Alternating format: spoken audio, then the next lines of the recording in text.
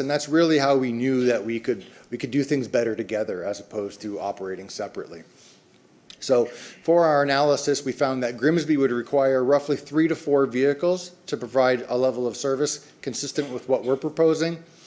The region, on an inter-municipal trips only, so again, only trips between cities, we would need 7 to 10 vehicles to operate in the entirety of West Niagara. But if we work together, because of the efficiencies that we can find, we still really need the same 7 to 10 vehicles in order to do that. We'd end up at the higher range of that 7 to 10 as opposed, but it's certainly not a one-to-one scale. So the highlight that we have, above and beyond coverage for any resident within the service zone, it's key to recognize that they can get from any origin in West Niagara to any destination in West Niagara.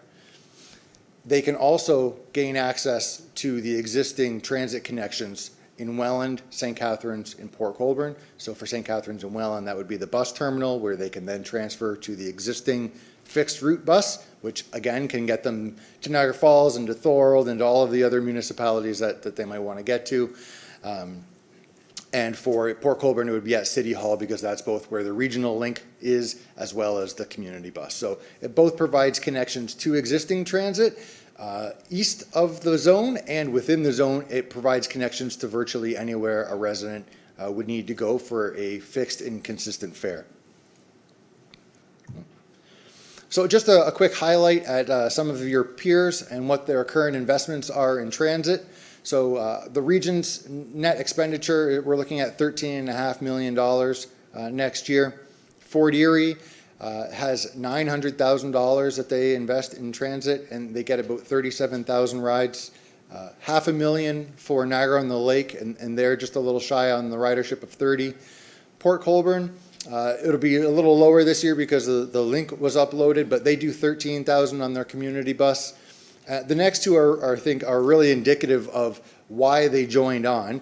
If you look at Pelham and Lincoln, they both spend in the mid to high 200s, and their ridership is extremely low. And that's really indicative of having a single bus, even a second bus that they were planning in Pelham, and not being able to get to the residents and not being able to get to them frequently.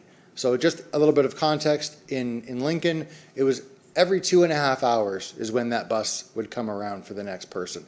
And that's just because those are the dollars that they could provide. So they were looking at $290,000 next year, and their residents could expect a 2.5 hour wait for a bus. Okay, the service that we're looking at has a maximum set on it of 1 hour, but from all of our simulations at a medium ridership density, we're looking at 20 to 30 minutes on an average.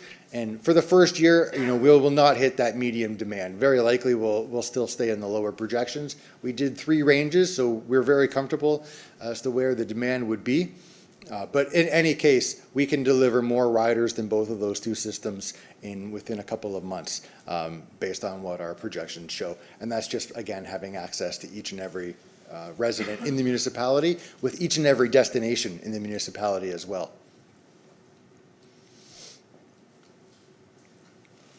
So there are some additional considerations. The service parameters do define the costs, but really this kind of works in reverse as well. The costs, or the money, the pot of money that we have, help define the service parameters. So by getting the local partnership and buy-in on this program, we're able to ensure that what we modeled and what our feasibility study says is what we can actually implement. So again, it depends on the number of municipalities that are interested. We'll help define the number or the hours of the service.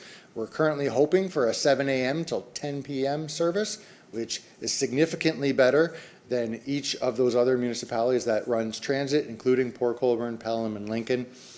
It'll also define the number of vehicles, so I said our range is between 7 and 10. Of course, if we have more partners, we can help bolster that number, and if we don't have as many as we hope, then we might have to look at some of those service parameters.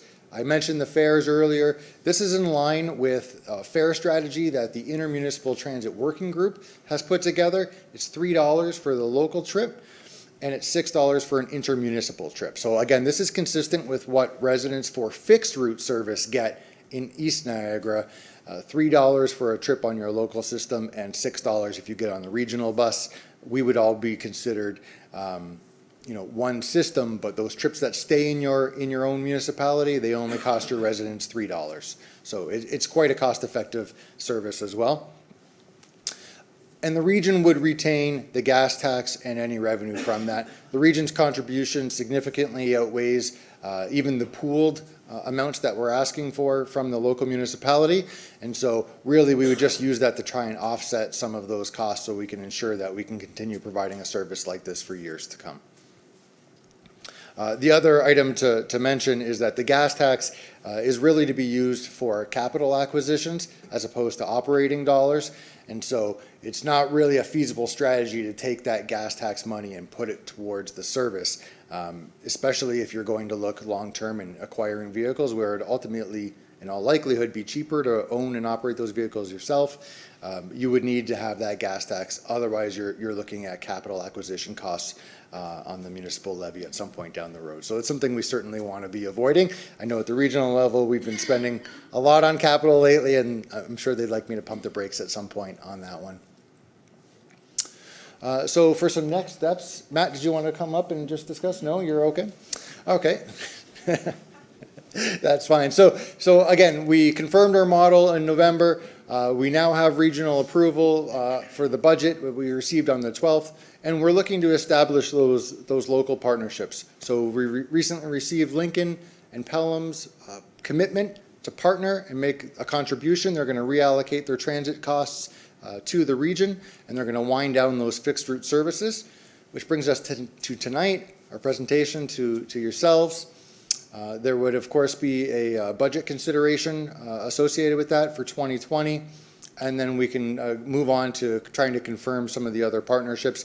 As Matt mentioned, we have a visit to West Lincoln coming up in a couple of days that we're looking to do that.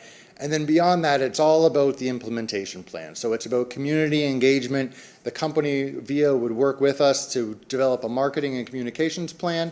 And this is everything from, getting out in the traditional ways and, television and radio and newsprint, but it's also getting out into the communities, and it's teaching people how to download the app, making sure they know how to call in and request a ride, making sure that, their phones work with the service, making sure they know how much everything costs. So it really is going to try and cover the whole gamut as far as community engagement, as opposed to, a media release that says the region service is going to start. No, this is a partnership. We want to work with town staff wherever possible, highlight some areas. Any kind of support just from staff that we can receive is great, but certainly not required. We're fully prepared to do as much of it as we can.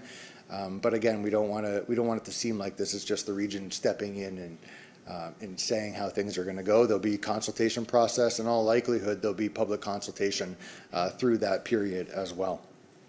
And then we're into implementation. So it's getting the service rolling and making sure that we're optimizing, and we don't need to, if we do need to make changes, we can do that in real time because of the type of service that it is. We don't need to worry about schedules or anything changing 4 months down the line. If we notice an issue, we can make those corrections in real time. So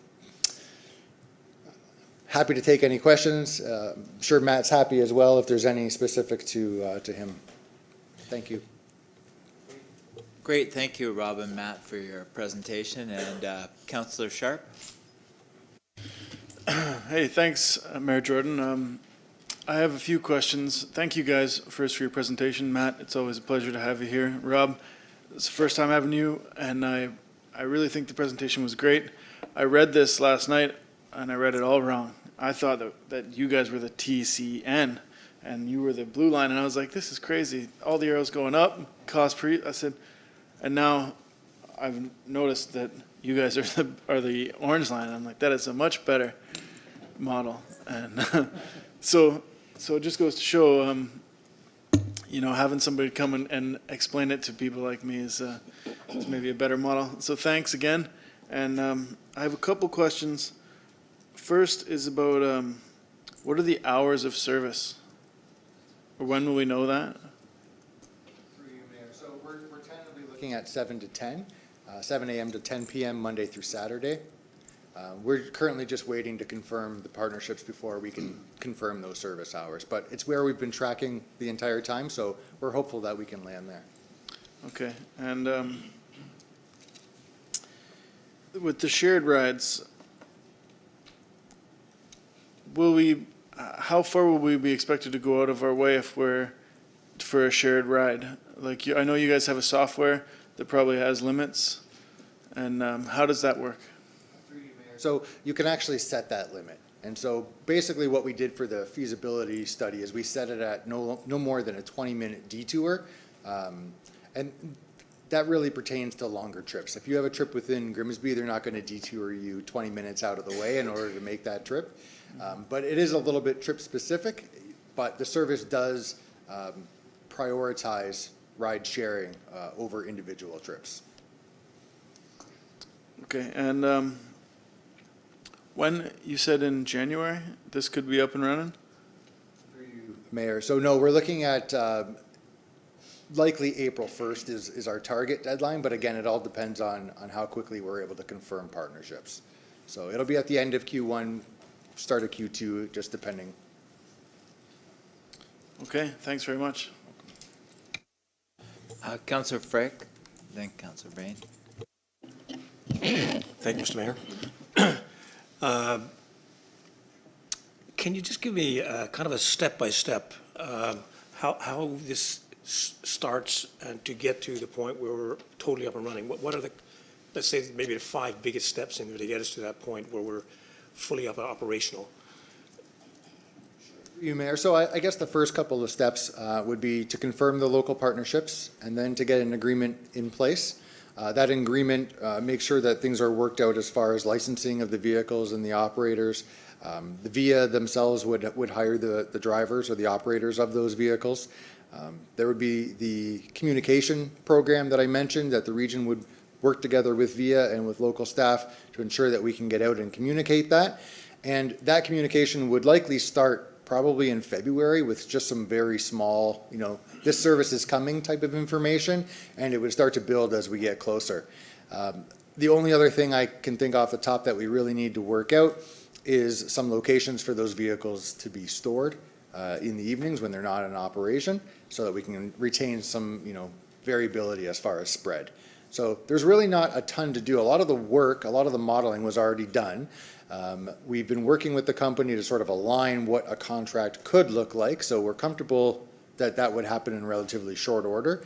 And then it's just, unfortunately, it's the devil's in the details kind of a thing where you start putting together some of those. But that's essentially the steps that we'd be following. Follow up to that, I see there's 2 communities in Canada right now that use this service. That's Montreal, I think. Montreal and Sault Ste. Marie, is that right? Longueuil, Quebec, and Sault Ste. Marie. Yeah.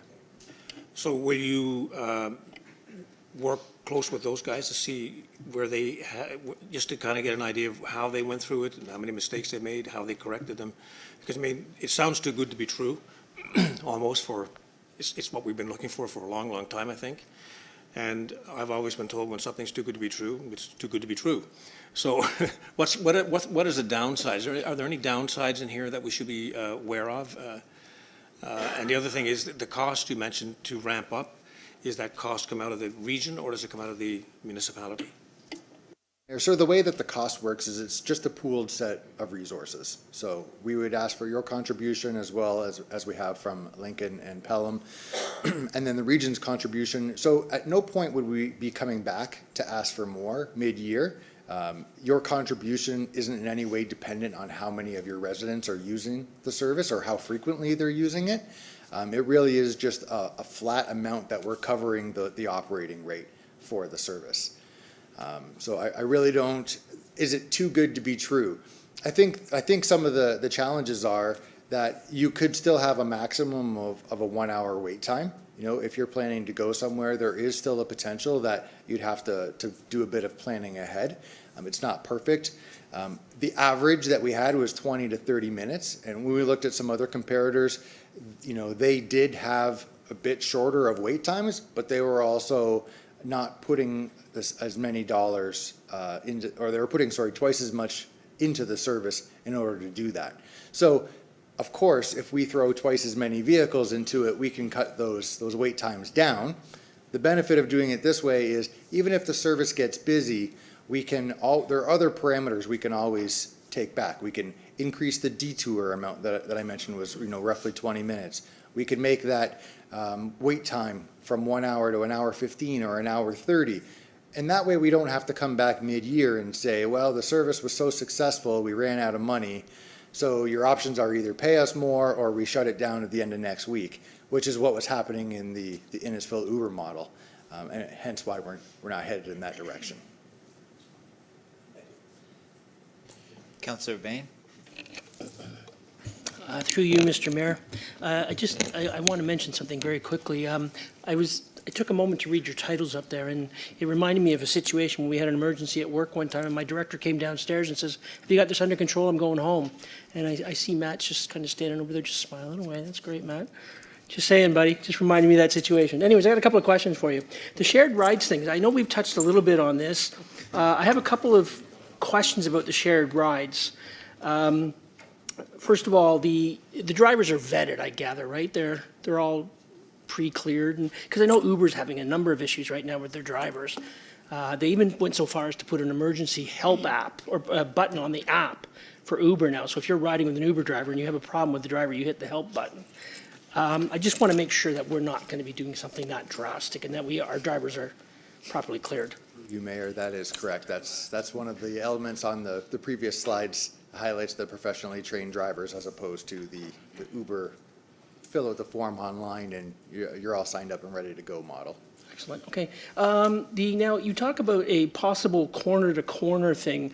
I think the majority of the members of this council, if I'm not mistaken, we all campaigned on getting a transit system in here. And I know Councillor Bothwell, for one, was actually involved in our transit study before. So corner-to-corner concerns me. We have a number of seniors here, and this is what I found, especially in my area.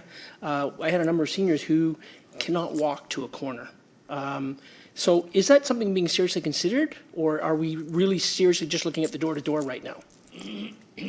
So it's actually a combination. So the service operates, it starts off as corner to corner, but because each rider has a unique profile, their additional levels of accommodation are accounted for in the creation of that profile. So if they have, if they're in a wheelchair, or let's say they even live on a street that doesn't have sidewalks, they're not expected to walk in conditions that are unsafe. The service does moderate or alternate to a door-to-door model in those cases. So one of the other elements on the slide was that there's no need for a separate specialized transit service. This is one of the reasons why, is that those additional accommodations can be taken into account right in that profile. And so those wouldn't be a concern in those circumstances. Are all vehicles accessible? You, Mayor. So that's actually something that we're looking at trying to finalize, and I think it depends a little bit on the number of partner municipalities that we have. Wheelchair trips represent roughly 3% of all trips. And when we started down the path, we were looking at roughly 40 to 50% of accessible vehicles, just so that we have, beyond the amount of coverage. But at the same time, there's something nice to be said about all vehicles being wheelchair accessible. So we have reached out to the service provider to see if it's possible to do that. They've advised me that it is. We just would still need to work on some of the costs, because it certainly does cost more to make a vehicle accessible. And there's also different levels of training that go in for a driver that's going to be operating one of those vehicles as opposed to one that isn't. So I would say it's certainly doable. We're just trying to line some of those service details are still being ironed out at this time. Okay, so you had mentioned in your presentation that if I meet at a corner and I get a ride, I can go up to St. Catharines, they'll connect me with the St. Catharines transit system. You did not mention anything about Stony Creek. If I want to go down to Hamilton and I want to get on the Hamilton system, where are you going to drop me, at the border? Through you, Mayor. So that is a current challenge, is there really isn't any service even in Stony Creek. So HSR doesn't really travel very far into Stony Creek as well. And there really isn't much of a place to connect you to. And that's really the challenge, is that this is a Niagara-based system for Niagara residents. And while I appreciate that Niagara residents often want to travel outside of the municipality, That's not something that we would be able to provide under this model. For what it's worth, in comparison's sake, the Innisfil Uber model did start off by allowing those trips across, municipal borders, and they've already had to cut it back because of those budget overruns, and they no longer provide that subsidy. So where they started with a yes, they're a year and a half in, and that's already gone, so. So I assume, and I don't know if you can answer this question, I assume Red Cross will still pick up residents to go to like Juravinski or something for cancer treatments or that type of thing? I would assume that's still going to continue? Yes, that would still continue, and Niagara Specialized Transit will still exist during this pilot as well. So while I'm saying that there isn't a need for a separate specialized transit service, during the pilot, the region is going to continue operating its service. So for your residents that may want to, who are eligible for NST and want to go to Hamilton, we will take them to our transfer point in Stony Creek the same way that we do, just not on this particular service. And that's really because of the connection to darts in Hamilton. That's for accessible patrons only. And if we were bringing sort of an everyday user there, they wouldn't have any connection point, and we would be bringing them to a Tim Hortons in Stony Creek with nowhere to go. So it's the reason why we're not able to go any further. I thank you both for your presentation. I do want to make one comment for the benefit of everybody on council and everybody else in the watching from wherever you are. Should we approve this, it's $250,000 is what you're asking for a town contribution. I want to make that very clear to everyone that that is less than 1% increase on your overall tax bill if we approve this. While it'll make up a bit more percentage-wise on the Grimsby Town portion, on the overall tax bill, it's less than 1%. So I think this is a very worthwhile investment. I thank you both for your time. I thank both our mayor and our regional councillor for your support of this, and I hope that we'll get the whole council supporting it. Thank you again. Councillor Vardy? Thank you, through you, Mr. Mayor. I have a few questions. One, how much is this going to cost? Through you, Mayor. So the total operating for the 12 months? No, for Grimsby. How much? The request is $250,000. $250,000. And you also talk about that the region would retain the gas tax. Is that the gas tax money that comes to the town that we use? Is that, what gas tax are you? Yeah, so the gas retaining? tax really is a transit-specific gas tax. Okay. So we, anywhere that operates a transit service, they receive money based on their population and their ridership. Okay. So those dollars, because you don't have a transit system currently, those are currently collected by the region. But in the cases of Pelham and Lincoln, where they currently have their own system and they would receive that gas tax, it would go into this regional system instead. All right, and I guess would we be able to know after this particular trial how many people in Grimsby actually use this? Through you, Mayor, I certainly expect so. We would still need to work on some of the specific demographics and information that we're looking to collect, but based on what I've seen so far, they have a really quite robust platform as far as their data analytics is concerned. So we would be able to see where trips are originating in Grimsby, where they're going to, how frequently, what rider's taking it the most. All of those sort of things would be available to us at the end. And you say that you would contain costs. How do you contain costs? Through you, Mayor, the way that costs are contained is by having a static dollar operating rate. So we would set out, let's just use the 7 a.m. to 10 p.m. at the X dollars per hour multiplied over the number of service days. And that's how much the total is going to be. So the region is covering the difference. Your contribution is really just a proportional offset to that. But just want to point out when you say the region covers the distance, the region's getting that money from the citizens, right? Like we're paying both in a way, right? Through you, Mayor. Yes, I mean, the tax base is the tax base, regardless of where it comes, for sure. Okay, thank you. Councillor Cadwell and Councillor Bothwell. Yeah, thank you, Mayor Jordan, and actually, great presentation. Being involved in council for a while and with the previous transit group committee we had, and then Lincoln jumped on board way before us. But I think this is a good news story. I really do. working with you folks at the region. Again, as Councillor already mentioned about the gas tax, we got, I believe, and I see Stevens back there, in 2019, our federal gas tax was doubled, I believe, just before the election, if I remember. So we're in a pretty good position right there from that perspective as our gas tax. So, You know, you don't currently receive any of this gas tax. The gas tax that we're referring to is provincial transit-specific gas tax. So we're not coming in to take anything else that's out of anything else that's yours. This is money that you don't currently receive because you don't have an existing transit service. yeah, great. Thank you very much for that clarification. Again, I'm just curious to the size of the buses. Would they be, again, my old days in Burlington Fire, we used to just look at those big buses driving around the city with nobody in them. So would you be looking at a size similar to what Lincoln, Pelham, and Niagara-on-the-Lake use, or a larger bus? Just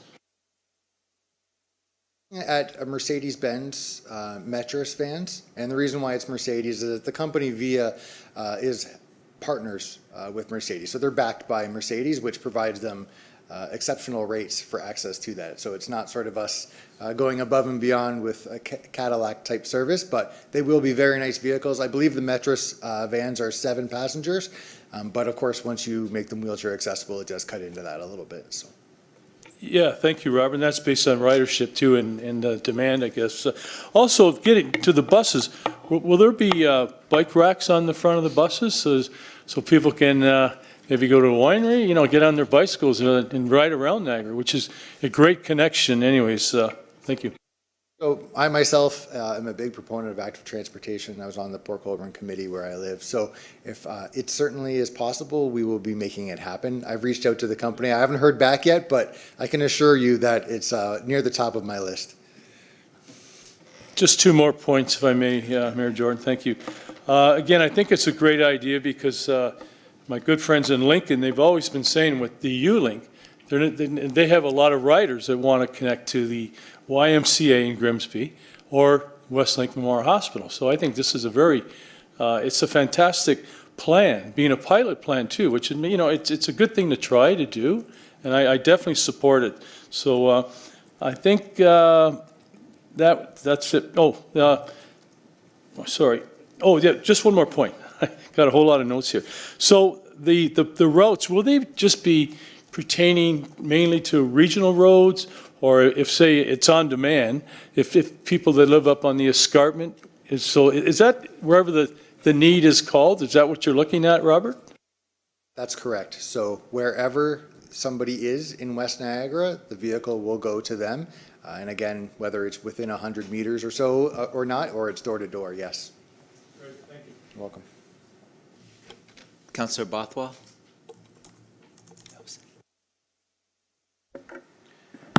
Thank you, through you, Mayor Jordan. Just a few questions. When I was on the Transit Committee for Grimsby, a couple of scenarios were considered, and when it came to the ownership of buses, that was an extremely high capital expenditure, and it involved, as you mentioned, the potential for where they would be stored, storage location, maintenance, upkeep, and the wear and tear and replacement of those vehicles. Am I understanding that the region is actually purchasing these buses and the service is not leased, that the region will be owning these buses? Through you, Mayor. No, not this time. We are using Via, and they are leasing those vehicles through their partner, through Mercedes. The vehicles will still need to be stored somewhere, but all of the maintenance will be taken care of by Via and their local partner. So they will likely be contracting out to a local garage or a dealership in order to ensure that those are being taken care of. The only potential for ownership of vehicles is down the road.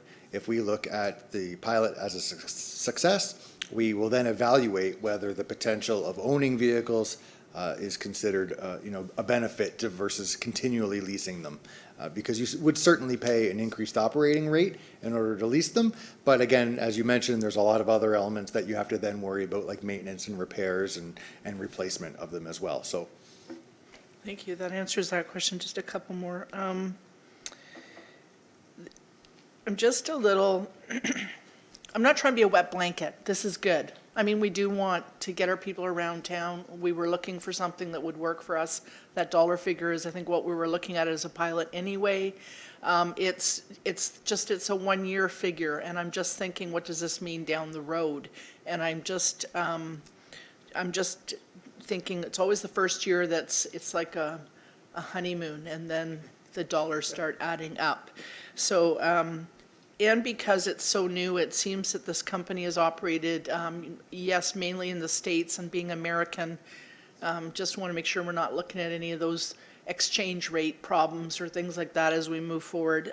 Sault Ste. Marie, is it actually in operation, the pilot, right now? Thanks. The gas tax thing, I understand what you're saying about we're not seeing it now, and it will be a bonus once we do start with our own transit, but technically it's not our transit, it's your transit, and that also would impact our ability to get DC charges, I think, because there was something about where we could charge 10% if we had transit in our DC charges, so we're not able to do that because it's not our transit, right? that might need to be worked out through the agreement or MOU that would be developed in order to do that. We haven't gone down that road yet, so there might be some language that we can include to, consider it a partnership. I'm not sure how it would work, but if that was a concern, we could certainly take it into consideration. Just 2 more quick questions. How big did you say the buses were? Through you, Mayor, I believe there's 7 passenger. 7. 7. That's, yeah, you got me. Okay. 7. And less when we have an accessible component to them. Okay. One last question. Where can we find out more information on how you research this company and the statistics and research so the public can go back and look at how you formulated your opinion that this is the best company to go with? Well, through you, Mayor. So where can you go to find that information? It was actually done through the Intermunicipal Transit Working Group. So that's a group that involves transit partners from St. Catharines and Welland and in Niagara Falls and really every municipality. And it was an iterative process. And I guess what's key about it is this company, VIA, was the only company that we found at all that can provide the transportation as a service model, which included the vehicles, the operators, the call center. There are a lot of companies that can just provide software, but that requires us to own the vehicles. And that means it's a capital cost right up front in order to do that. Plus it's the maintenance and the repairs and having enough staff that we don't currently have to maintain those vehicles that we weren't prepared to do. So this is why it's really a pilot. It's 1 year to try this company. After 1 year, we do want to have a 12-month option to extend to help align with any potential governance review that will come out. But it also allows us to look at and have time, if it isn't working, that we can then pursue one of those other software companies in order to do. There wasn't another option that did everything that we needed to do right from the start. And so this company actually came as a recommendation from our colleagues at St. Catharines Transit to investigate, and then we went down the path of doing so. Thank you. Just because we did some research on some other local providers and when we did ours, now mind you, they didn't necessarily have the software app that you're looking at here, but there were a number, I believe Quinte West and a few other ones had successful lease arrangement that have been piloted for some time and are now extremely successful and have been expanded. So I just am hesitant just because I think, and maybe it's because, and you can confirm this, that what the priority was it looking for a local provider that can provide the lease vehicle arrangement with the drivers, with the whole package, or was it the software that was the priority? Because I think if we were looking at delivering a service as a pilot with a local bus company that would provide the drivers and everything, we could find that locally. Just wonder if you can clarify that. Unfortunately, there isn't a local option that can do what this company can do. So, What part of it is it that you're saying they can't, Yep, that local can't? it's everything combined. So in your comments, you were specifying, is it, the operation of the vehicles and the maintenance, or is it the software? It's actually both. So when you talk to the other software companies out there, there's only one company that each of them considers their top competitor, and that's VIA. So that in itself is sort of an endearing comment to hear as we were going through. And we talked to a number of different software companies, from Rideco to Pantonium to Double Map. There, like I said, the space is very busy for software-only providers. But in this situation, we wanted a company that would be fully turnkey. The region's staff, as far as transit's relatively modest, and we didn't have a significant portion of resources that we were going to be able to donate to a significant portion of oversight in managing, a number of different contracts, a contract for vehicles, a contract for drivers, a contract for software, to try and bring all these partners together. For a pilot, it made a lot more sense in our minds to go with the one company that we found in our research that could provide everything, one turnkey solution all at once. And that's why it's a pilot. The region has this money in its operating budget, so the money will continue. Transit in West Niagara will continue beyond the length of this pilot. This company is what's getting piloted. So if you just refer back to one of my slides, it talks about the purpose. The purpose of the pilot is to test VIA as the software provider without having the capital expenditure. And that's why we landed where we did. Councillor Sharp, quickly. I just had one quick thing to add further to Councillor Vane's comment about going to Stony Creek. So I live in the west end of town, and HSR will pick you up from Kelson Road and Main Street West. They call it a trans cab, but so a cab, Hamilton cab, will come pick you up, and you pay them a certain amount. I haven't taken it since I was a teenager, but I see that there's some bikes locked up to like a telephone pole near the corner by the Hyundai dealership. It's people that are either coming from Hamilton and riding home or wherever they're going here, or opposite riding to, and then you get on, you pay a small amount, and they take you to the bus stop, and then you get on at Jones Road, and now you're in HSR territory. So I don't know how that works on the north side by our Winston Road neighborhood, but I imagine there's some kind of connection there. Just, we can research more.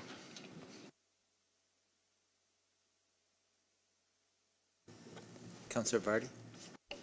So, thank you through you, Mr. Mayor. I'd just like to get some clarification when you talk about ridership. So going back to your slide on peer investments in transit. Is this the number of rides people took, or the number of riders that, so it's the number of rides people took? So if I'm doing this, and just did a little calculation on my calculator, Niagara-on-the-Lake was subsidizing each ride by $17.50, Pelham by $27, and Lincoln by $131. So depending on how many people are using this in Grimsby, this could be very, very expensive for us. Like when you say $250, it's only less than 1%, blah, blah. But, when it comes down to per ride, this may be a very costly kind of solution for Grimsby. And I just want to put it out there as a warning that. So I don't know if I can answer that. You, Mayor. So the projections for ridership that we're looking at are greater than all of those other municipalities combined with, save and except Niagara region. So we're looking at significant ridership over the course of this program. And we certainly think it's the most cost-effective option. We certainly wouldn't have brought it to your attention if we thought you were going to be subsidizing, $132 per ride for a resident. We're looking at providing cost-effective transit just the same as you are. As you can tell, our budget has gone up significantly over the last couple of years. So we're just as interested in pinching those pennies as you are, and we want to make sure that we can be as efficient with those dollars spent as possible. Well, why is the region retaining the ridership money? Why wouldn't that come back to the communities at least to defer our costs? Through you, Mayor, I think that the reason is because of the spending differential. The region's looking at putting in roughly $2 million to this service versus the $250,000 that we're asking for. So even if you combine the 3 local municipalities, we're still almost 3 times that amount. And so we would be looking to try and offset some of those costs. And, you did point out earlier, it all comes down to the taxpayer. The money all comes from the same place anyway. So we're just looking to save those tax dollars for those residents wherever we can. Councillor Vane? Through you, Mr. Mayor, just to clarify, and if I'm not mistaken here, these numbers that you have up here for Port Colborne and Lincoln and all that, that was based on their own private system. This is not based on the new system, is it? Their local community services. So Okay, so it has no So bearing. in Lincoln, that was the U-Link service. In Port Colborne, that's the community bus that makes a figure 8 around my little city. So it's all the local ridership. Okay, just to avoid any confusion, I think what the councillor was trying to get at is that this is the cost that it's going to be, if I understand correctly. So this really has anything to do with what you're presenting tonight. This is just current based on their own systems. Through you, Mayor, that's correct. It's really just a comparator. If you were going to run a single bus of your own around your community, the same way that say Pelham does, you're looking at $180,000 just for one bus some of the time. If you look at Lincoln's contribution, they also pay for a staff member to do that. So they're up at almost $300,000 for one bus that comes around every 2.5 hours, as opposed to the service that we're promoting together, which would have a maximum 1 hour wait time. So this level of service is significantly increased for that contribution, and a lot of that is because the region is bringing those additional dollars to the table so that we can work together. You essentially are buying one vehicle worth of time, but gaining access to the whole fleet of 7 to 10 in the service. You're welcome. Councillor Cadwell? Yeah, thank you, Mayor Jordan. Just a quick question, maybe in a comment too. Did you look at what the other municipalities, what Niagara on the Lake, Pelham, I know Lincoln Charge was free the first year, and this year they raised it up to a loonie yeah. Anyways, but that was their business and that. But I think what your fair rate is fair for $3 to be one way in town. Obviously, home again is a $6 fare, but and then $6 to get outside of the Grimsby borders, and then $6 back. So, do you know what Pelham would charge for their sub-service? Subcontracted service. No, I didn't mean that in a bad way, but yeah, what were their rates, Robert? Were you familiar with that at all?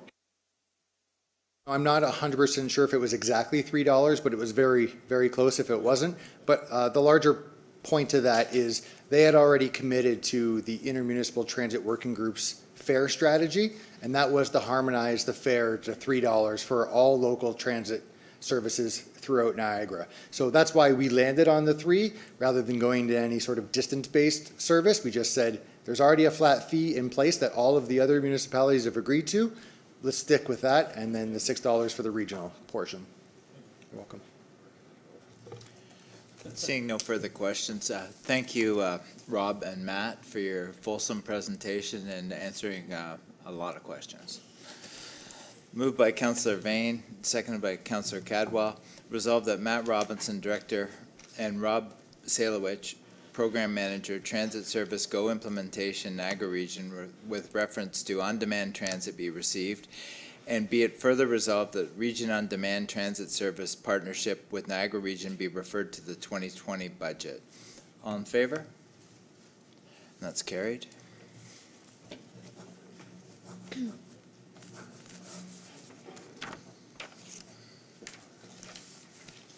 What do we have up now? Up next, we have the Administration and Finance meeting minutes from December 9th, 2019. Councillor Frick.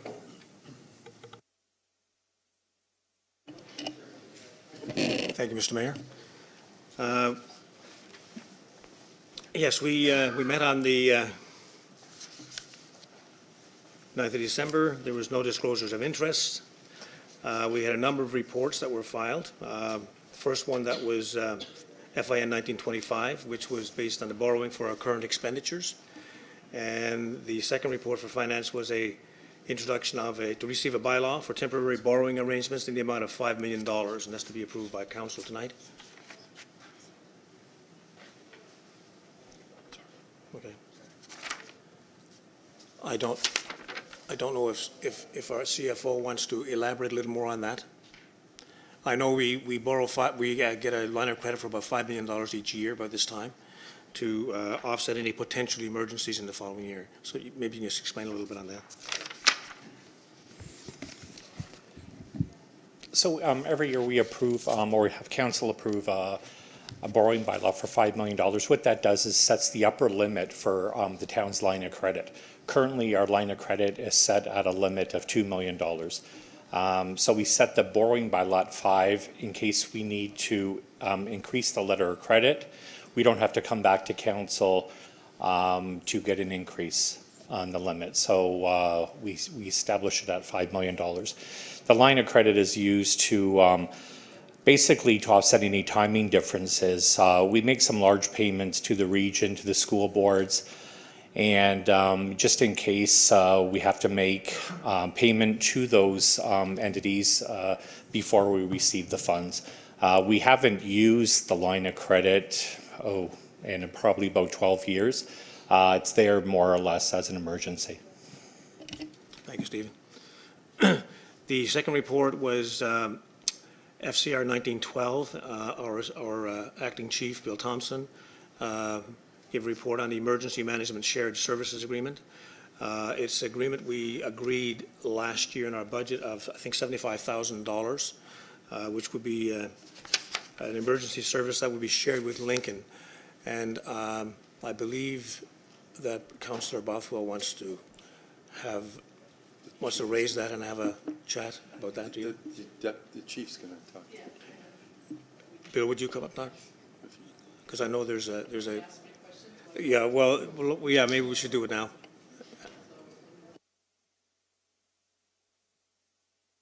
Well, I think procedurally we have to lift it for separate consideration. It's just asking for clarification on the item. Oh, if it's just clarification, that should be all right. Go ahead. Thank you. So it was just for clarification with regards to the ANF item on the actual shared services agreement. Just a couple questions about it that when I looked at the agreement was, first of all, was it vetted by our legal?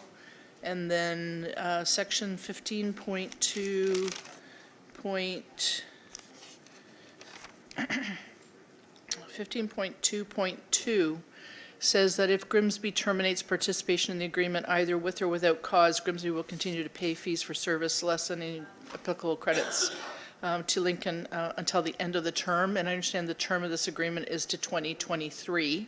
So I just wondered if we had any way of reviewing that, because that means we have to pay for 3 years if we suddenly decide that maybe we want to go on our own, or we find a more cost-effective way of managing our emergency management services.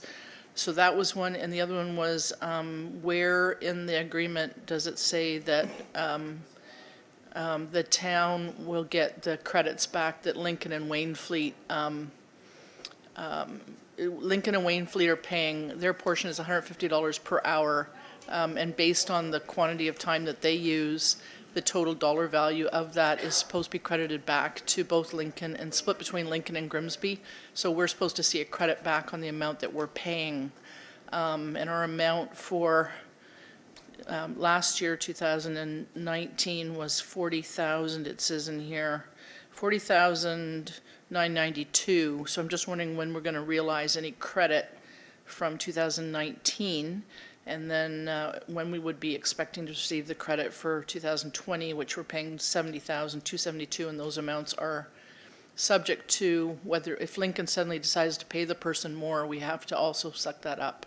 So, yeah, So just wondering when we're going to see those credits, whether legal was in, and whether we've reviewed what that pay till the end of the term clause. Chief Thompson. Good evening, Your Worship, Council. Well, Councillor Bothwell's attention to detail, which was very noticed, and I truly appreciate it.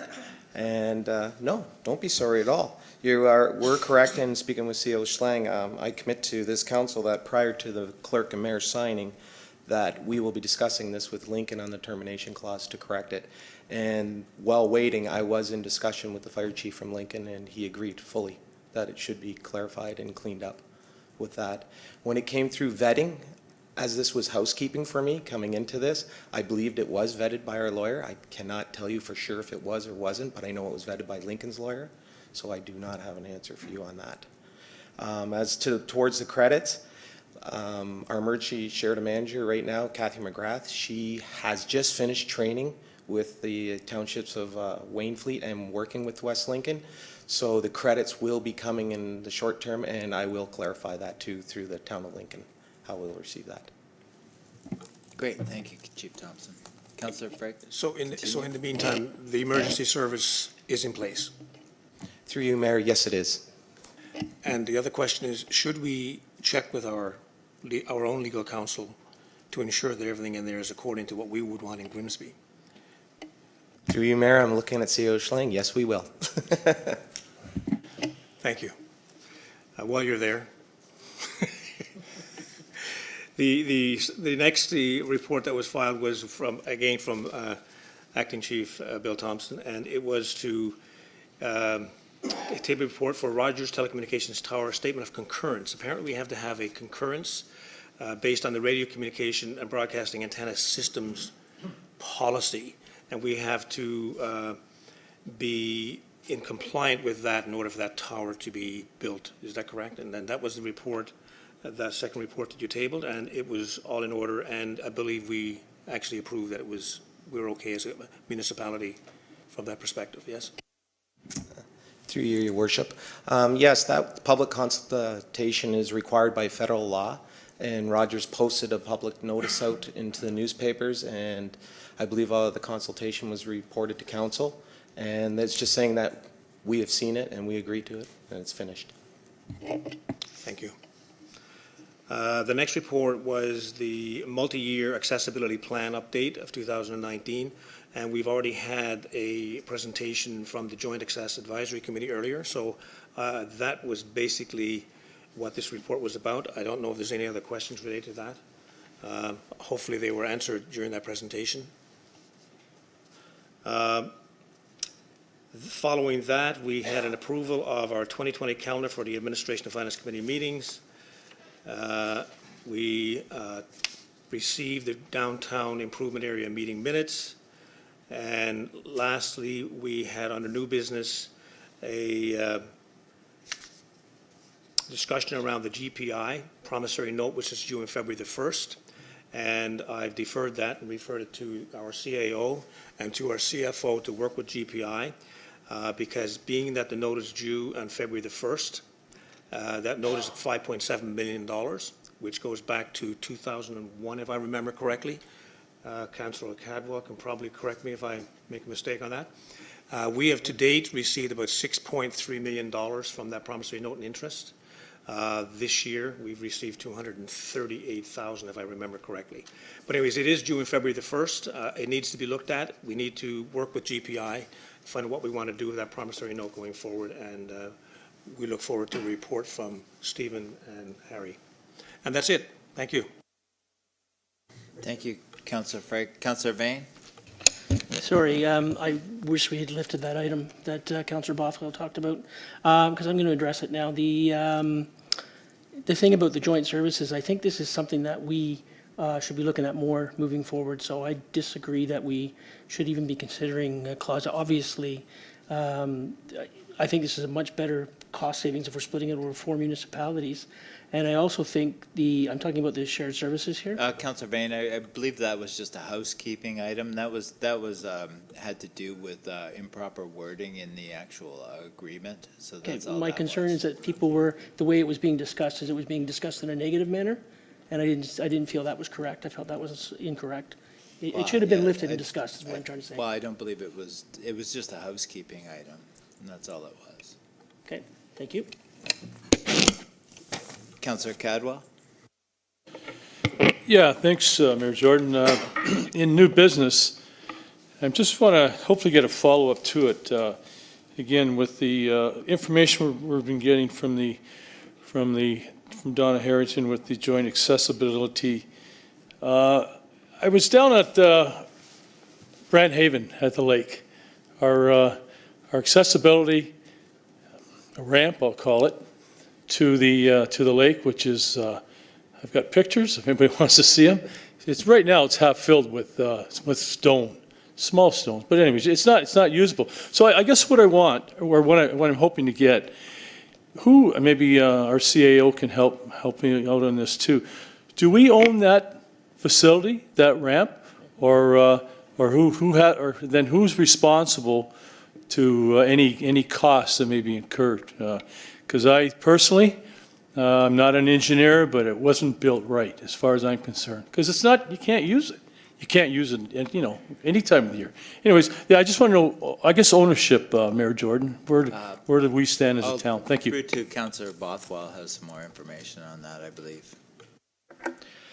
Sorry, Councillor Cadwell, that was discussed at length at Parks and Rec Services, and Sarah Sweeney is fully aware of that accessibility issue, which I raised as well at Parks and Rec.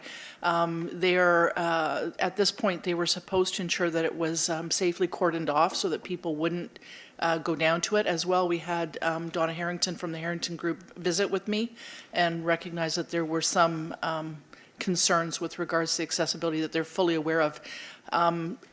Director Sweeney has a plan. She's looking at that. It was part of the Brant Haven Development's requirements to put that in, but now that it's built, it is, I believe, municipally owned, and we are legally responsible for maintaining it in a way that is safe for everyone. So that's why they're making sure that it's marked as not accessible at this point and unsafe. But I'm sure Director Sweeney, if you want to, she is expecting to come back with some future plans as to how to deal with that and address that, knowing that it isn't something that's going to be easily fixed overnight, considering climate change and issues that we have with that. It'll constantly be filling up. So she's fully aware of that. And as well, the beach area, that is the fake beach.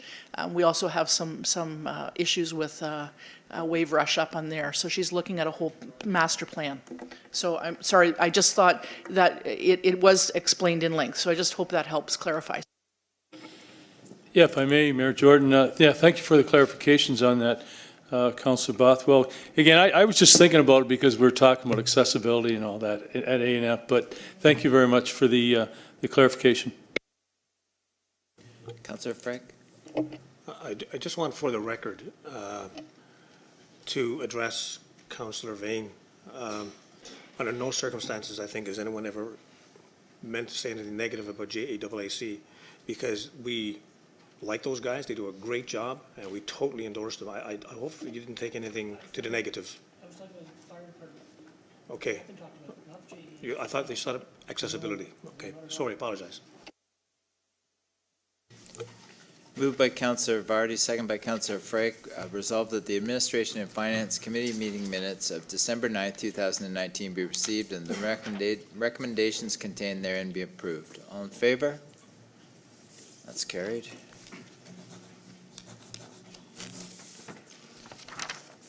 Up next, we have the Public Works Committee meeting of December 11th, 2019. Councillor Cadwell?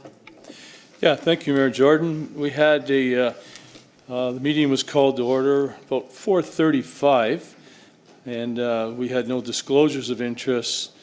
The first report from Mr. LaRue was pertaining to the speed limit change on the North Service Road between the town line, which is the border of Hamilton and Grimsby, to Oaks Road North. They're reducing the speed limit from 80 to 60. It is 60 from in the Hamilton's area, so it was just a bit of housekeeping, and obviously for the right reasons too, to reduce that speed limit. So that was approved by the committee. We also had a report with our 2019-2020 annual salt management plan endorsement, and it was a very important, good document. It was because this year we are going strictly to salt. So our operations manager, Richard Sparham, was there, and he gave us a good update. Also with Mr. Hodgkins, Tom Hodgkins, also Thomas, sorry, gave us a good report too. So again, that's it's an annual report, and salt can be used up to 20.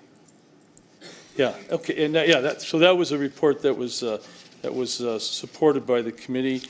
We had correspondence, the Grimsby Half Marathon, which they host a 3K and a 10K race, is on February 16th of 2020, and that was again just some housekeeping work there with regards to the route, and there was some questions from committee about it seems a lot of the triathlons and racing events are going down Lake Street through parts of Ward 1 there, but the folks that run the race, they do a lot of advertising. They put some signs up making the residents aware of when the race is going to be held, and that. So again, it's been going on for about 20 years approximately. The race starts at GSS and finishes at GSS, so it's a good bit of a good economic driver. I know I've spoken to when Brian Hutchins used to be the announcer there, and he was telling me back in a number of years ago that the number of people that stay in town and use the restaurants and that. So again, it's a very good event to have. We also other business. We approved the Public Works Committee meeting dates, and for 2020. I'm just wondering, if I may, Mayor, through you. I just noticed the Wolverton Road the construction hasn't started, and I did reach out to our staff, and just haven't heard anything back yet. But apparently, the sign says the construction will be starting January 6th to, I believe it's mid-February. So, if I may, Mayor, if you have any information, or maybe if Richard could, is there any update to that we could maybe pass forward? I think that it was closed just for the few days. It was due to Bell telephone locates and just getting it ready for the January 6th, and I believe it's January 6th to February 28th. Okay, good. Thank you. Sorry, and our next Public Works meeting is January 15th of 2020. Thank you. Moved by Councillor Vardy, second by Councillor Frake. Resolved that Public Works Committee meeting minutes of December 11th, 2019 be received and the recommendations contained therein be approved. All in favor? That's carried.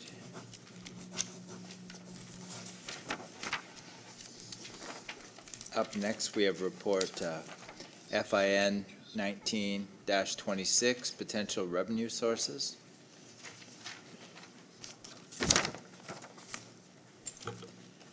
Welcome, Stephen, Mr. Greninger. So this report basically gets its origins from the 2019 budget. When the town included in the budget additional ways to find some revenues because of the biodigester. So we had put into the budget a revenue increase of $1 million for the potential sale of lands. So because of the biodigester, the positive outcome with that, with the sale, we didn't actually have to go and look at selling any land. But the opportunity has come up now to continue to look at further revenue generation. And so we're going to continue, we would like to ask council to investigate, to continue that and to get authorization to look at potentially looking at any surplus lands within the community for the potential to sell those lands. You know, it would be a one-time increase in revenue on the sale of those lands, and any further development to those lands would generate future tax revenues. So right now we're just looking for authorization to proceed to investigate the possibility. If there's any questions. Thank you, Stephen. Any questions? Councillor Frick? It's another good thing that came out of the biodigester fiasco. I remember having this conversation with our previous CAO and yourselves. And at the time, we were under tremendous stress to try and find some revenue somewhere to offset the potential loss of selling off the biodigester as scrap. So I know there's $1 million in there. I think it was roughly $1 million we thought in potential revenue if we could sell the lands. So when we go through this, and I think it's a great idea, by the way, long overdue, that we look at every piece of property we have, buildings and land and the whole lot, even maybe in cases where we have property where we can lease them out. I mean, we should just look at every opportunity we have. So what's the time frame for doing this? And is it before the budget, or before we start sitting and talking about the budget, or beyond that? Or can you give us some idea? Yeah, so our Director of Public Works and our Acting Director of Planning have looked at surplus lands in the town, and in conversations with them, it looks very positive, what they've come up with. So doing some projections of revenue projections from those, the numbers are quite good, actually. So yes, it's something we can incorporate into the budget. However, some of these properties could take some time to be prepared and ready for sale if we're to go down that road. And I think it might be better if Mr. Basic, if he could give some time frames as to when those properties would be available.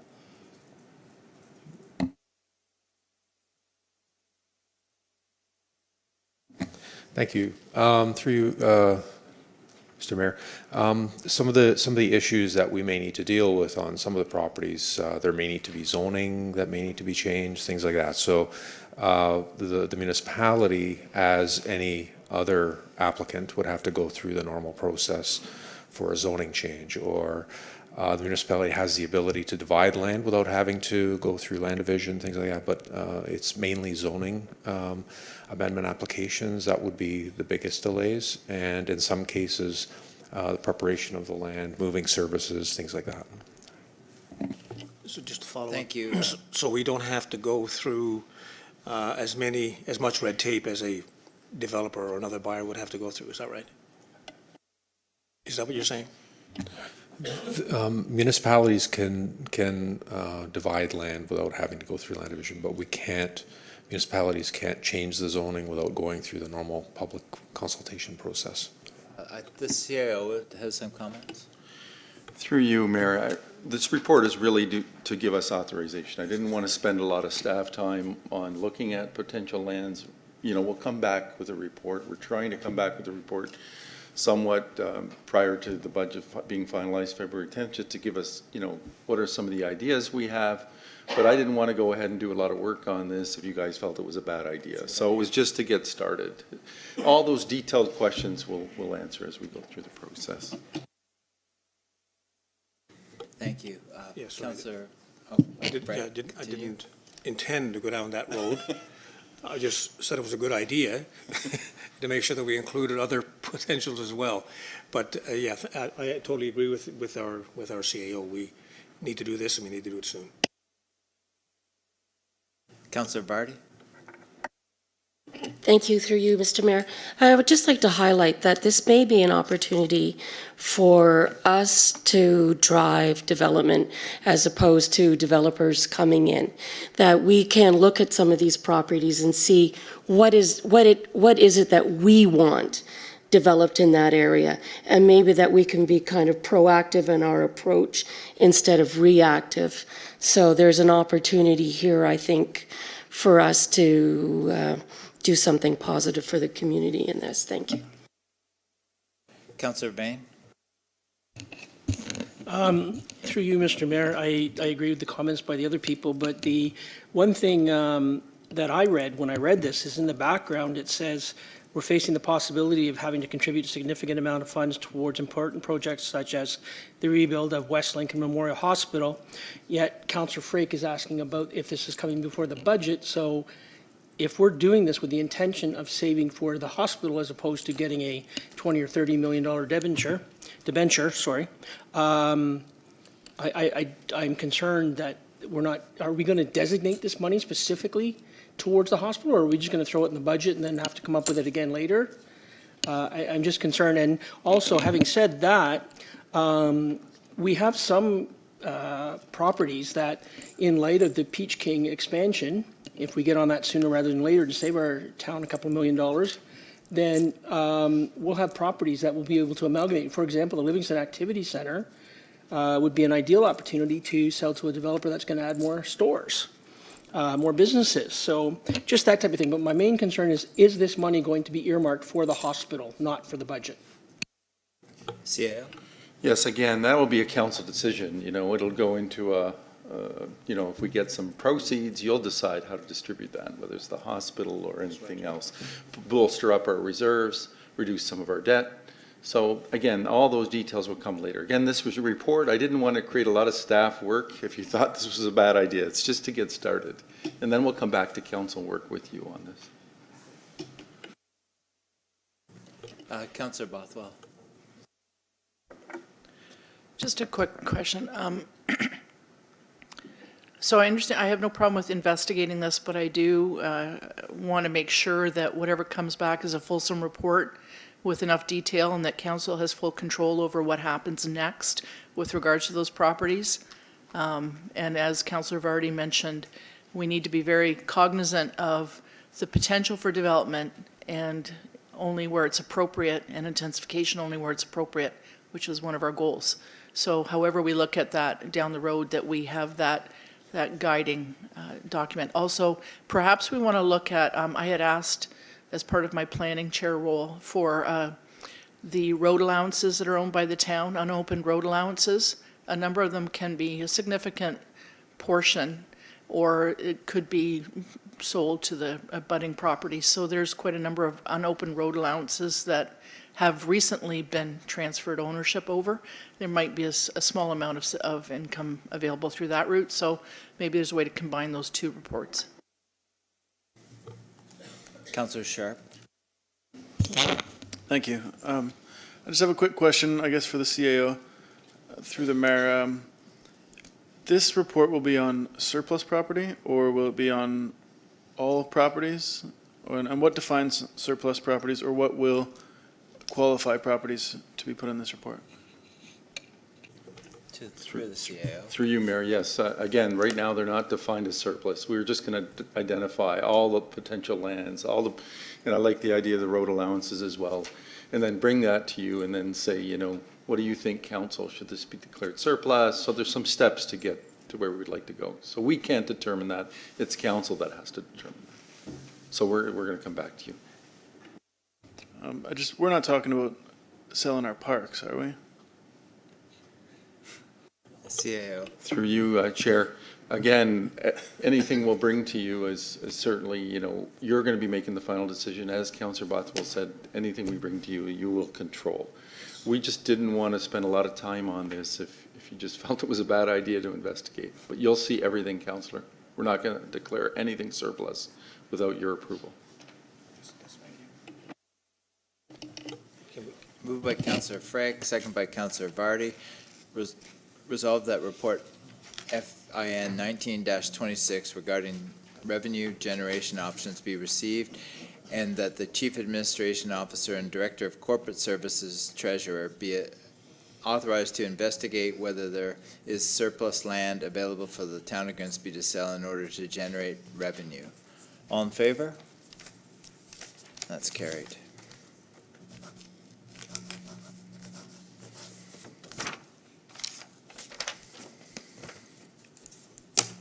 Up next, I have a notice of motion.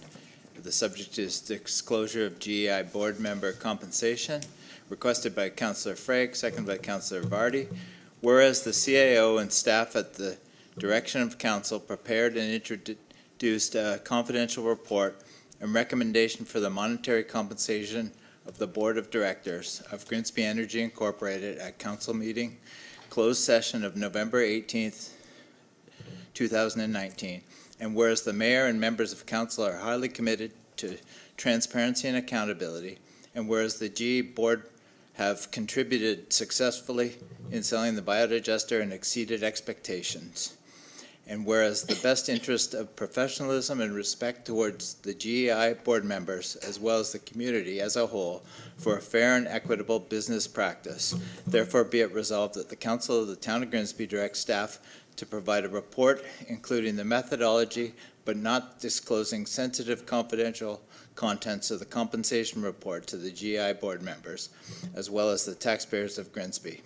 And that through circulation of this motion, Council communicate to the GEI board members that the residents of the town of Grimsby, that the mayor and council are committed to transparency, accountability, fairness, and respect for people who serve the community based on equitable and fair business practices at all levels.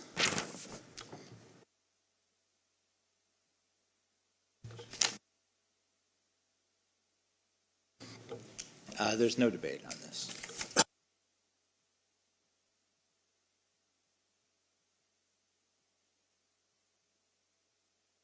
We have a second notice of motion, board appointments review requested by Councillor Ritchie. Whereas Resolution 18-220 from the Special Council meeting of December 9th, 2018 states that all board appointments will be reviewed by Council in the first or second quarter of 2019. And whereas Council did not review all board appointments to date, and whereas Council is obligated to review all board appointments as per Resolution C 18-220, therefore be it resolved that Council review all board appointments identified in Resolution C 18-220.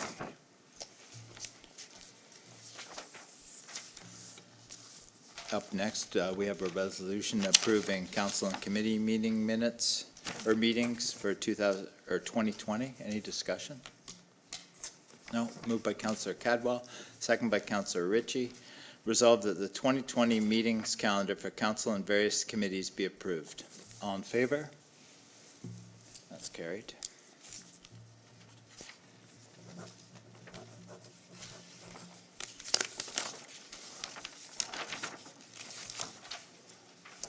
Moved by Councillor Cadwell, second by Councillor Ritchie.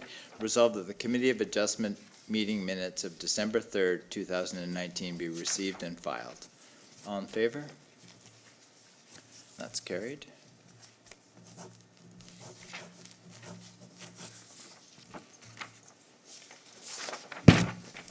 Moved by Councillor Ritchie, second by Councillor Cadwell. Resolved that the correspondence from Crime Stoppers of Niagara dated November 18th, 2019 be received, and the request for a flag raising in January 2020 to mark Crime Stoppers Month be approved. All in favor? That's carried. I believe the flag raising is January 9th at 11 a.m. Moved by Councillor Cadwell, second by Councillor Ritchie. Resolved that memorandum from Acting Director of Planning, Building, and Bylaw with reference to report PA 16-37 regarding draft plan of subdivision and zoning amendment applications by DNL Colangelo for a proposed development at 8 Lake Street be received. Councillor Bain? I was just wondering, through you, Mr. Mayor, I'd like to ask a question of the Acting Director of Planning about this particular plan, if I may. Is that Sure. okay? Okay, Walter, if I may. I just want to know, I've driven by this and I get a lot of requests about this particular site. I just want to clarify, now the subdivision has been approved and the actual development is going to continue and go forward now? And do we have an end date in sight for it? There's no specific end date. There is an end date for draft plan approval, which is 3 years from the date of the draft plan approval. So that's 2020 in September. Excuse me. The application was given draft plan approval in 2017. We are diligently working with the engineers to make sure that the very difficult design of the site specifically to fit in the services and the new road that needs to be built into the challenging landscape that's there currently.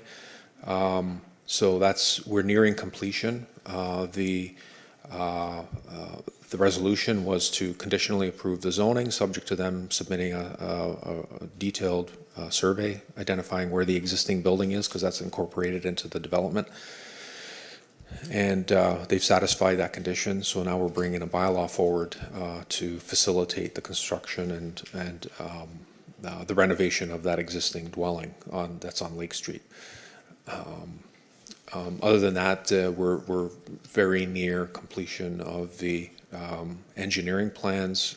There will be, at a later date, will come forward a draft subdivision agreement, and which will come before this council, and because you need to pass an authorization bylaw to have the clerk and the mayor sign it. So we're very close to having that completed. One of the steps is to pass the zoning. The next step will be to register the plan, which will enable the owner to build homes on the property. Thank you. Councillor Bothwell? Am I missing Appendix A with the conditions in the council package? I see the bylaw, but I don't see your report refers to Appendix A. The subdivision application is approved subject to the conditions specified in Appendix A of the report.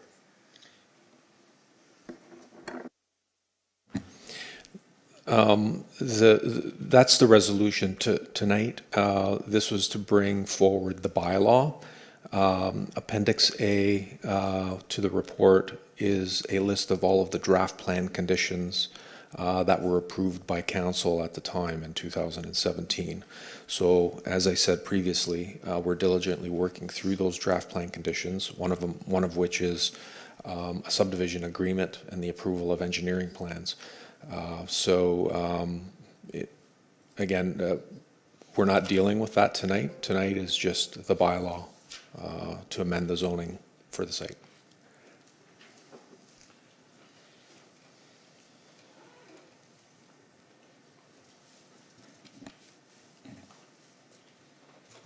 Okay, I've read the resolution, seeing no further questions. All in favor? That's carried.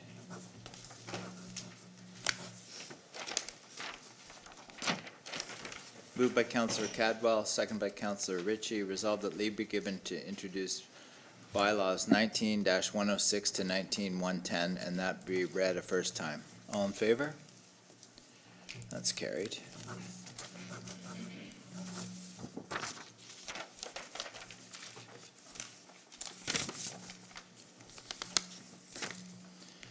Up next, we have new business.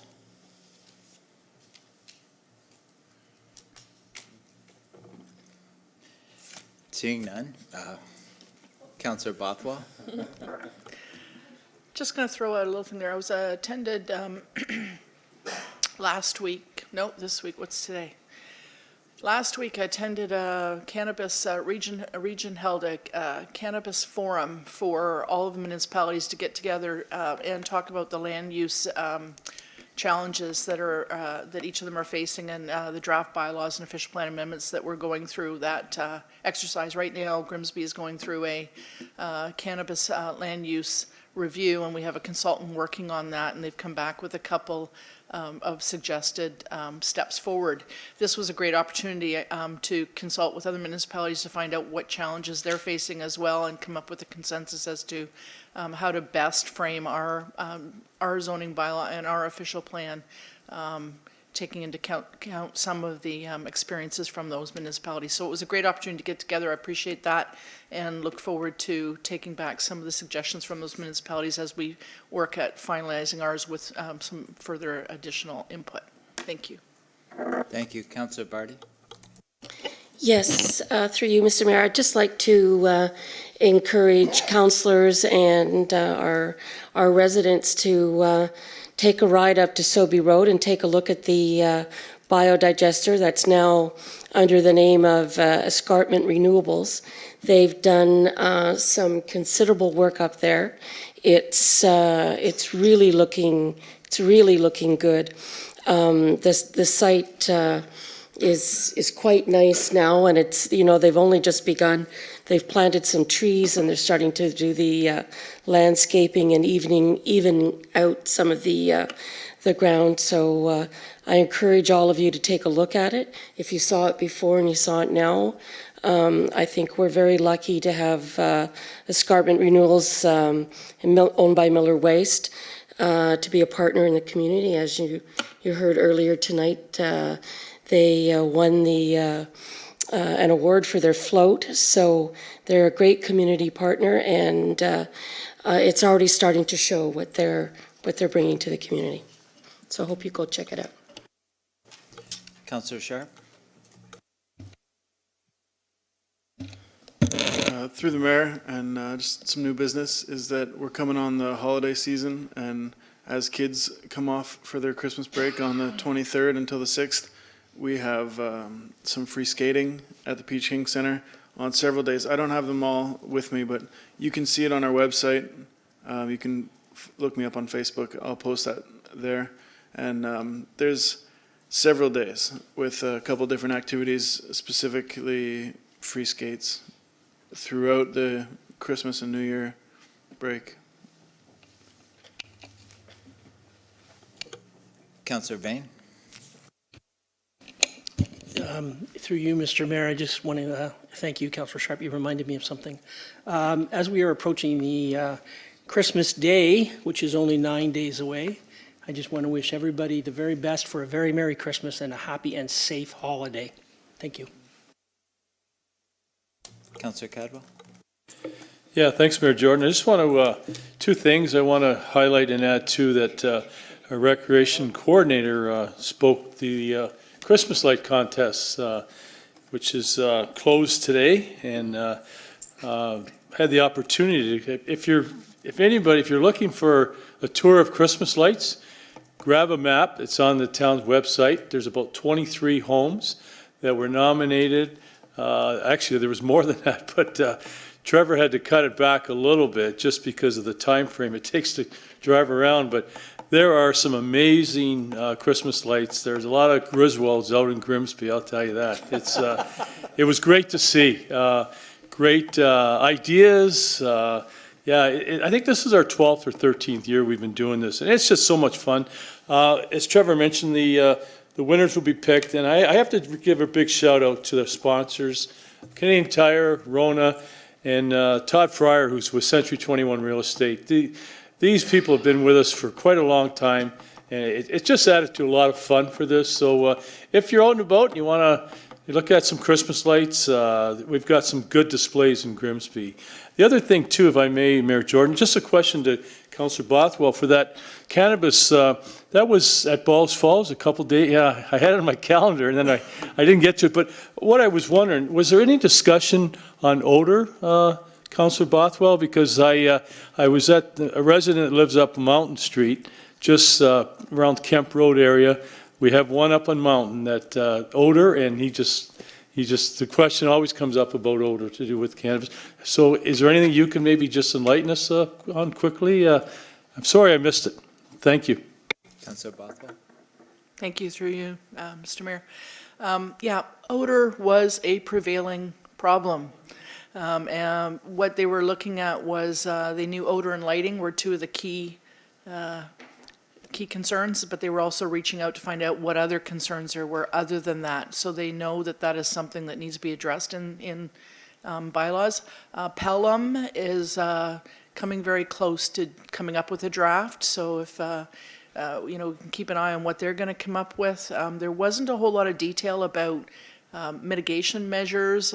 We talked a bit about enforcement. There was representatives there with regards to enforcement and the difficulty with getting responses from Health Canada with regards to actually visiting sites and enforcing. So that was a big message there, was we're not getting a strong support from our federal partners who are saying that they're responsible for odor. control, for inspecting and ensuring that that there is no odor discharge. So it was the elephant in the room. Everybody knows it's a problem, and it's just how we're going to craft those bylaws to address that will be interesting with what we came back from. Thank you. Thank you. Seeing no further new business, I have a couple things. On December 8th, I had the pleasure of attending Joan Biggs' 100th birthday at Shalom Manor. It was quite an occasion. She's looking really, really good, and it was happy to see Dean Allison there and Sam Oosterhoff there as well, and a number of people wishing her well. Also, the CIO and I last Thursday met at the hospital with Hamilton Health Sciences. Sam called in. He was in the legislature at the time, and we also met with the Grimsby Foundation, with the hospital foundation, to try to get everyone on the same stage and on the same stream for moving forward with the hospital. We're hoping to get the announcement about stage 2 before Christmas, so that's a nice Christmas present, but what we're really looking forward is expediting stage 2 and getting to stage 3. We're looking to do that for sometime in June. And the third thing I have, also wishing everyone a Merry Christmas and a Happy New Year. The Mayor's Levy, the second annual, is coming up on January 6th at the Peach King Center from 2:30 to 4:30. So, Councillor Bothwell? Thanks very much for the hospital update. I was hearing some exciting news that they're looking towards getting a CT scan. Do you know how that fundraising is going to happen? And I know they're talking about putting it in the new build, but is that starting now? And how are they encouraging people to help support getting the CT scan? Thank you. I think Councillor Cadwell can update you on that. Yeah, thank you, Mayor Jordan, through you. There's been a lot of discussion at the advisory committee level. They haven't come up with a real concrete plan of funding yet, but again, they have to find the proper location for it in the hospital. The room has to be done up a certain way. So there's going to be quite a large expenditure to it, Councillor, but they haven't really, at least to us anyways, at the advisory, they haven't come up with a plan of funding yet. Just yeah, and that hopefully we'll hear that. As soon as I get that information, I will pass it on to council too. So yeah, thank you. Seeing no further new business, just before we move into closed session, the next council meeting is scheduled for Monday, January 20th, 2020, 7 p.m. right here. So again, everyone have a Merry Christmas and a Happy New Year, and hope to see you all at the Mayor's Levy on January 6th. Thank you. Moved by Councillor Sharp, second by Councillor Ritchie. Resolved that council meet in closed session regarding the following. Under section 2392F of the Municipal Act 2001, advice that is subject to solicitor-client privilege, including communications necessary for that purpose, 33 Victoria Avenue. Under section 2392B of the Municipal Act 2001, personnel matters about an identifiable individual, including municipal or local board employees, the CAO objectives. And under section 2392D of the Municipal Act 2001, labor relations or employee negotiations, the chief planner selection discussion. All in favor? That's carried. We're now into closed session.